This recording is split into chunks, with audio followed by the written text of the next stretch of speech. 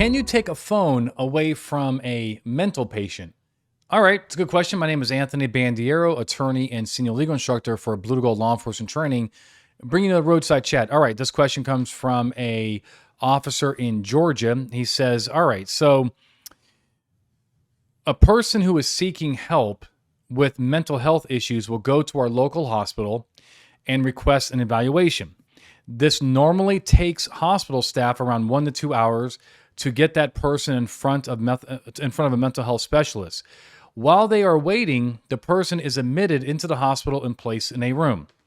The hospital staff claim their rules don't allow for the person to possess a phone while they are waiting. When the person refuses to give them their phone, they call the police. The police do not have any reason to take the person's property, nor can we demand they give it to the hospital staff. I have explained this to staff members in the past. I cannot find any court rulings where this issue has come up. Can you guide me in the right direction, essentially? All right, I'll help you out here. So let's do a few ground rules, right, before we can actually make a decision. The first thing is, would taking away this phone or ordering them to hand it over to you, the police officer, be a seizure under the Fourth Amendment? Would this even implicate the Fourth Amendment, which is my wheelhouse? And the answer is yes. In a U.S. Supreme Court case called Jacobsen, the Supreme Court essentially said that a seizure occurs of a person's property when you intentionally interfere with their possessory interest, right? So here we have a police officer taking their personal property, right? Either by ordering them or by physically taking it. That is interfering with their possessory interest. That means that the Fourth Amendment is implicated. All right. The second rule or ground rules is, when can we actually depossess people of their property? Well, under the Fourth Amendment, right? Under the Fourth Amendment. And that is called an acronym called CREW. Well, CREW, C stands for consent. We can certainly, ask that person for their cooperation if you're really going to get involved. Let's say you're working at the hospital as a police officer, off duty, side gig, or this is your assignment. We can ask the person, hey, look, the rules say what it says. You can't have your phone. RE is a recognized exception. So that is some kind of evidentiary value of the phone. You do take phones from people. That is search, instant to arrest. You can't necessarily search the phone instant to arrest, but you can depossess them of that phone while they're arrested and put it into your inventory. Inventory, of course, is another exception. And then W is for a warrant. Now, if the facts here are that the person has basically sought treatment on their own, they are not civilly committed, and they are looking for mental health help on their own. I don't know what gives us the authority, and the captain here who wrote this is like, right? I mean, he's saying it too. Like, what gives us the authority to depossess people? We're not hall monitors. We're not Wackenhut. We're not top flight security. Like, we can't just do things to people without having the legal authority. And so if this person is there in the hospital on their own and they're not following the rules, that is a hospital problem.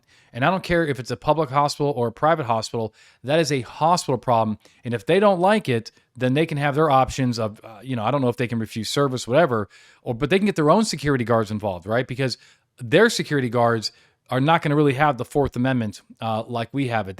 They can enforce the rules. And when you come in here, you can't play loud music through your phone. You can't be on your phone if that's going to be the issue for them. Now, before I do kind of end off though, so I agree with just not getting involved and just telling the hospital staff, hey, look, we're not these people's parents, right?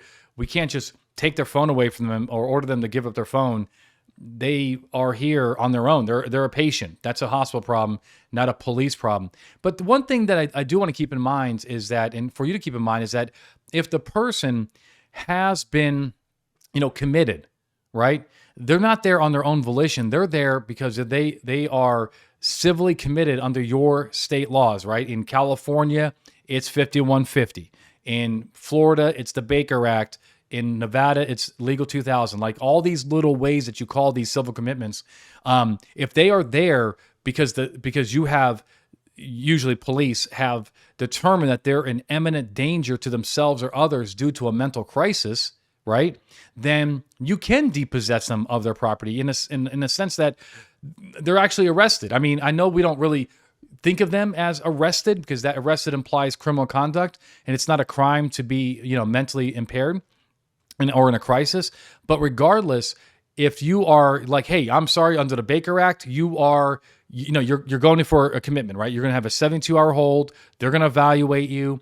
Then you can search them for weapons. You can, put them in handcuffs if you need to.